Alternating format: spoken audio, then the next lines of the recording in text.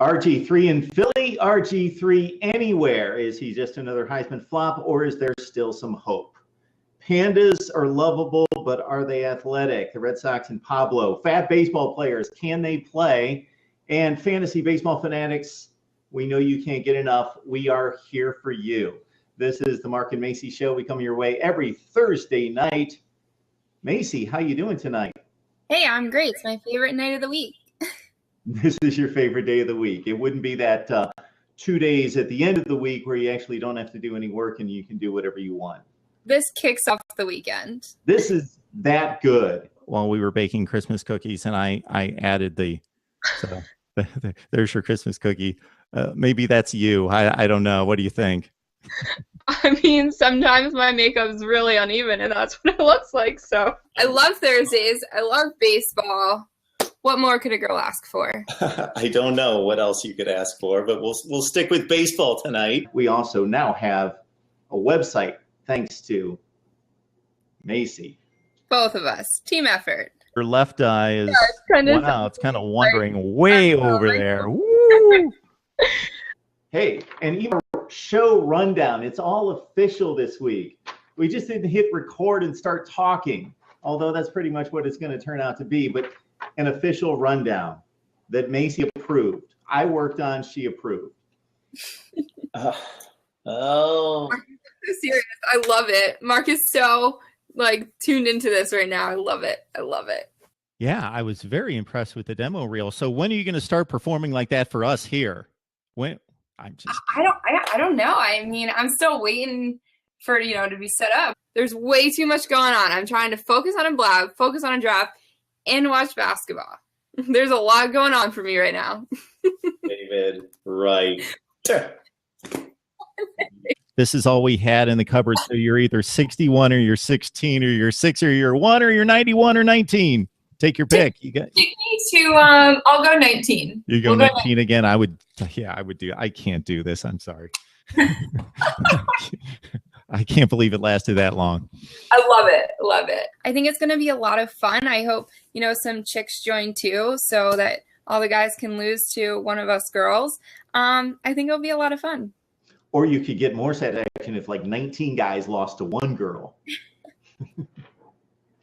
I don't know. I'm kind of all about the girl power. It'll take increments. It'll be the Macy and Mark show next, and then it'll just be the Macy show. And then it will be Macy and guest. I used to do this with some guy. I don't know.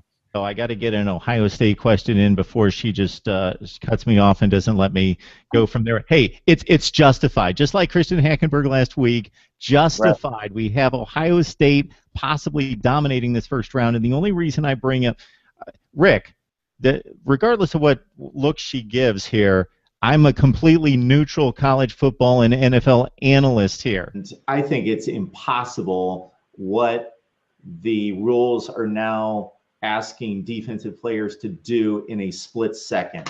They are asking at full speed for defensive players, especially linebackers and safeties and cornerbacks, to reposition their body in a split second to make sure that the crown of their helmet or any part of their helmet is not going to make contact with not just the helmet of the other player, but any upper portion of their shoulder. This is almost an impossible task, in my opinion, to still play aggressive, go for the ball and make a hit and position your body in such a way that you're leading with the shoulder at all times, not knowing what that receiver is going to do to position themselves to try to make a catch.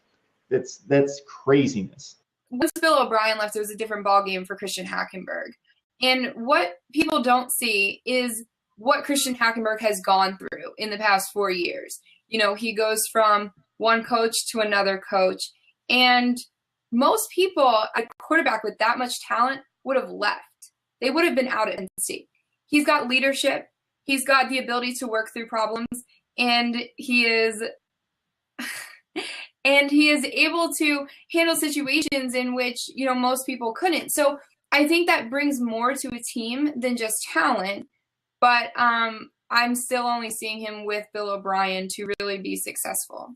Andrew Luck, from the get-go, right out of the gate, was almost treated like Peyton Manning. Like, this is your team. You've got to understand not just what your responsibilities are, but you've got to understand the entire offense, and you need to be able to direct people and tell people where to go. And he was given the responsibility of the entire offense, almost an offensive coordinator on the field.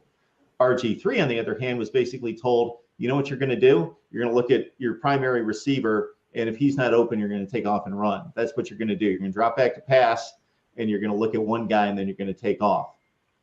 And so that was successful. Defenses picked up on that. They made it more complex for RG3 to handle, and he hasn't been able to bounce back from that. On top of that, as we mentioned, he's a thin, frail guy for a football player, and it's caught up with him. And he's not, even if he comes back and is healthy, I think he's lost his step. I don't think he's got the explosion that he once did, and that was a huge part of his game. Macy, this is what's great. I'm watching you explain this situation. You're a Rangers fan. This is the Flyers, but just because you don't think this is right in sports, and you love sports, and you want things to be done the right way, and you want to see players play the right way and fans react the right way and with passion, but still with some class, I am because hurt by this. It's not a good look. You know, we look at the guests we had last week who were from Holland, and they talked about how nasty and the rivals and this and that. If they were rivals coming in, if they were Washington fans coming into Philadelphia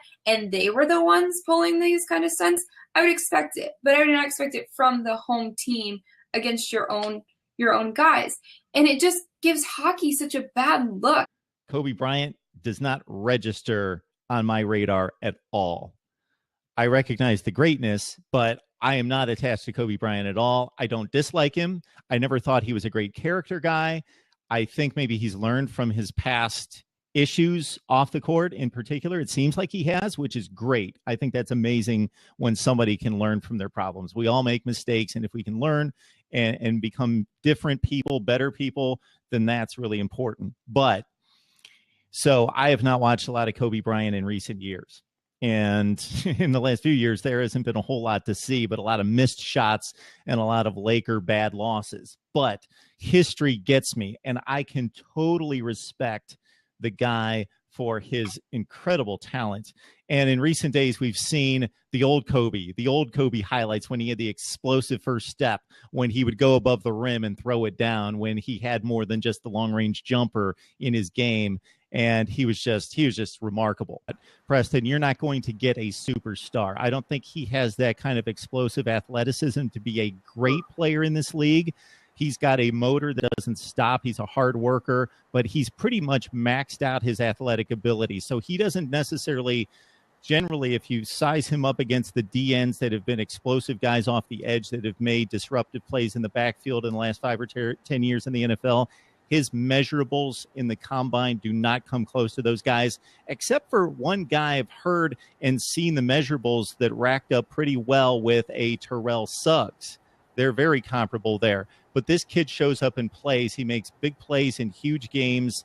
And from the time he was a freshman, he was a disruptor in the backfield. And obviously, as you well know from watching a ton of football, Preston, sometimes when somebody has a huge year along the defensive front, then the next year the stats deteriorate and it's all double and triple team oriented. And that's what you got with Joey Bosa in his last year at Ohio State. So the stats aren't going to show what he was doing, tying up blockers. If college football did that, because we have no idea, if we didn't see the schedules, who Penn State's non-conference games are going to be against. I think college football should all get on the same page instead of these individual schools having their own agendas and scheduling themselves. There needs to be a governing body, i.e. Mark Rogers TV, who knows how to put together a formula schedule for college football that's equitable, and teams can't just go out and grab wins. Thanks, Walter. Thanks, Marty. I got 2 on my side. I control college football scheduling. I've worked it out. I got a formula. And then we have a huge announcement. You talk about getting college football on the map, let's say in May. May 1st is the big announcement of the college football schedule for 2016. Bam. If anything, Dr. J kind of changed the game because he was the first one that was really freakishly athletic, crazy dunks.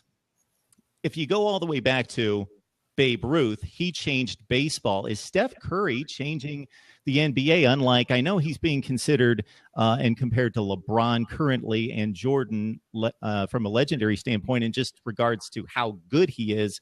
But again, I go back to the argument that maybe he's changing the game even more so than some of those people within his sport.